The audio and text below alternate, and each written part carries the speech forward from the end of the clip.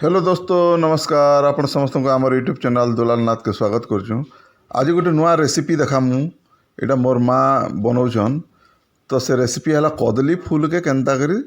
रंधा जीवा पूरा मस्त लगवा मसला फसला दे करी आर कदली फूल भितर गोटे इटा भितर गोटे नाड़टे बाहर सेटा के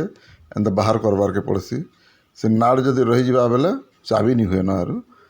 तो यहाँ मोर मामू घर आई पर बनाऊले आग आमे तो नहीं खाई माँ कहूले तो से रेसिपी केन्तार बना होचे आमे डिटेल आपन को देखामु कदली फूल मुई खाला परे बहुत मस्त लगला पूरा।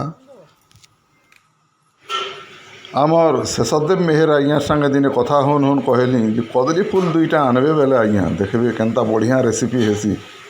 तो आज्ञा आश्चर्य हो गले और माँ आनमी आज्ञा सते भल लगसी बोले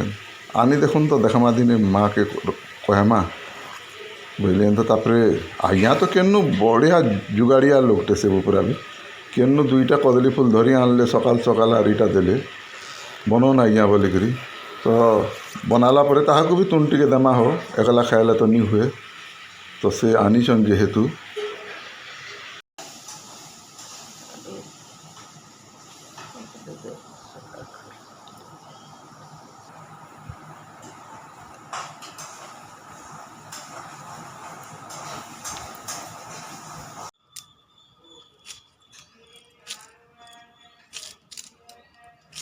और पाग राग सब बतईदेला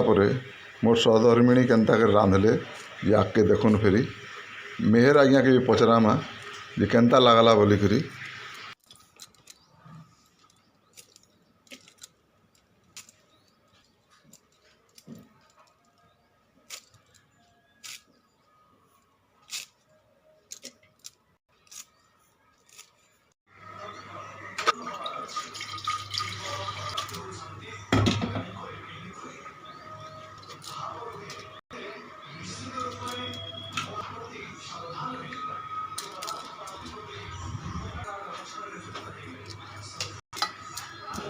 पहला नून और पैन दे के प्रेशर कुकर रे सिझे देमा दुईटा सीटी देकरी इटा मिसिंगा पतर संगे मिर्चा गुण हल्दी गुण संगे मसला मुसली माने सबू इटा अच्छे आमे जिते सतिल्ला बेल के हटा के देमा इटा सीझी गला देखुन तापर इटा के छानी देकरी आमे अलग जगह रखीदेमा पियाज भी टी काटिक से मिसे देमा भाजी देमा पियाज के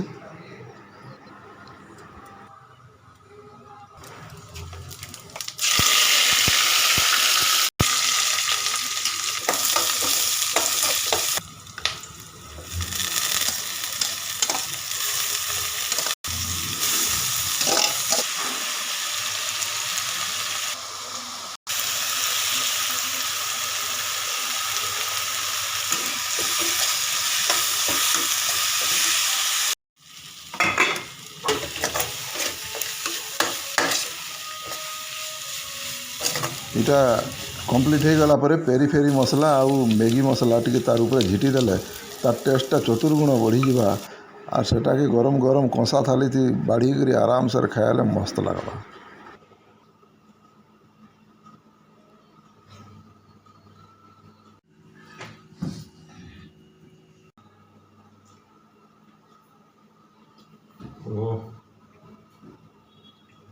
पूरा मस्त लगुच इटा हूँ कदली फूल रेसिपी।